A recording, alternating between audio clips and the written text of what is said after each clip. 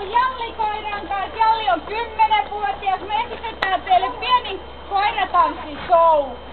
Koiratanssi on aika uusi laji Suomessa, eli harrastettu 5 vuotta. Ja me ollaan itse asiassa Jallin kanssa kyllä oltu alusta asti mukana, mutta tietenkin on vähän kuin vanha koira, että mulla on Jalli on 10-vuotias, niin alkaa olemaan tämmöistä jäähdyttelyä. Maailman huiput tekee hienoja temppuja ja kuvioita. Meillä on vähän kotosampaa tää meidän esitys, mutta toivottavasti nautitte siitä. Normaali koiratanssi kilpailuissa koiraa ei saa palkita kesken esiintymisen, mutta koska mä tänään toivon, että se tekisi hyvin töitä, niin mä saatan sitä myös palkita kesken esiintymisen. Ja koiratanssi on semmoinen mukava laji, että siinä ei ole mitään pakollisia liikkeitä. Eli sä voit tehdä mitä vaan. Idea on se, että koira ja ihminen liikkuisi hieman edes musiikin mukaan. Ja olisi erilaisia liikkeitä, tekniikoita, temppuja, seuraamisia molemmin puoliin ja erilaisia pujotteluja. Ja tää on ihan niinku taivas kattona, että mitä ikinä keksii temppuja koiran kanssa tehdä.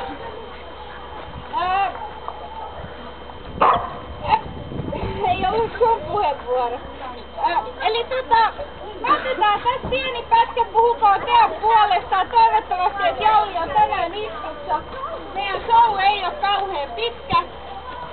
Pidetään silleen tosiaan, nyt kun olette aika hyvin tässä reunoilla, niin pysytään tää etäisyys. Ja mielellään ei sit koiria ihan tohon viereen, että tää voi purea ja nappaa. Et se on vähän semmonen ilkeä luonto, niin sanotaanko näin. Ihmisille kiltti, mutta koirille ei niin. Okei, voidaan play.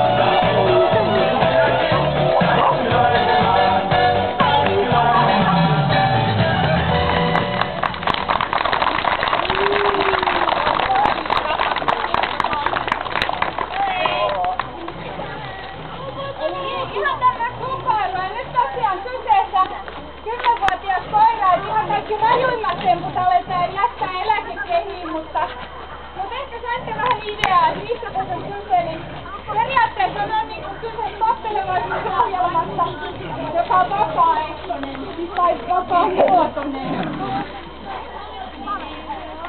Eli saa itse muodostaa sen oman esiintymisensä.